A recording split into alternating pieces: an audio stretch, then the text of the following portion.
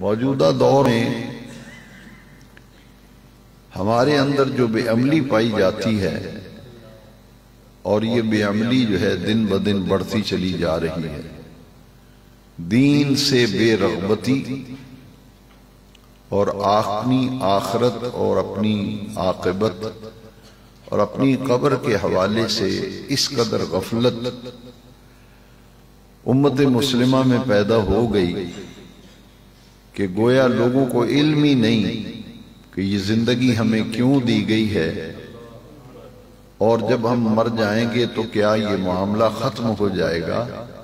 یا کہ اس زندگی کے بعد ایک اور زندگی شروع ہوگی۔ ان تمام معاملات سے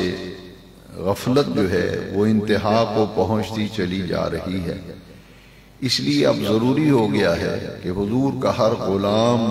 حضور کا ہر امتی، اور جو حضور سے خاص طور پر محبت کا دعوے دار ہے، اس پر ایک بہت بڑی ذمہ داری عائد ہوتی ہے۔ وہ ذمہ داری کیا ہے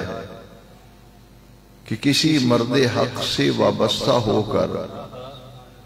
اپنی زندگی کی اصلاح کریں،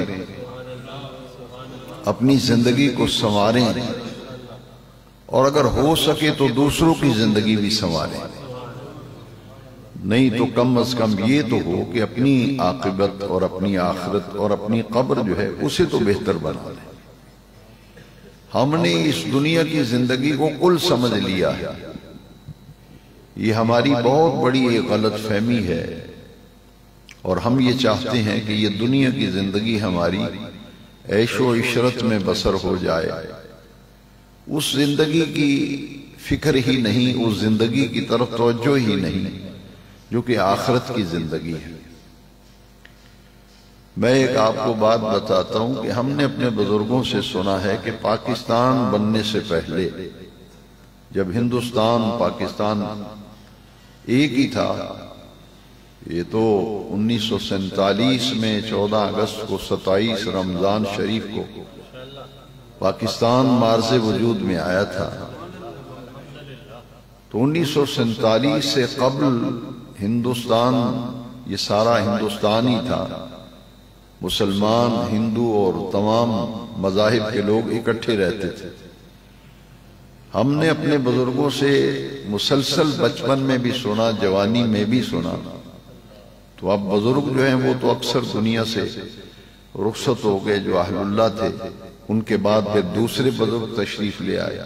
اسی طرح یہ نظام زندگی چلتا رہے گا۔ ہم نے ان سے سنا ہے کہ اگر کسی محلے میں سے آدمی گزرتا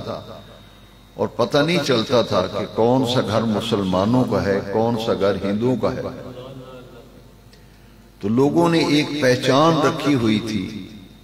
کہ جس گھر سے فجر کی نماز کے بعد قرآن مجید کی آواز، تلاوت کی آواز آتی تھی، لوگ یہ سمجھتے تھے یہ مسلمانوں کا گھر ہے۔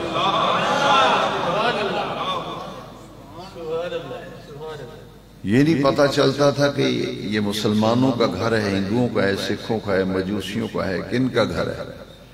تو جس گھر سے فجر کے وقت پانی بہنے کی آواز آتی تھی، نلکا ہوتا تھا اس زمانے میں،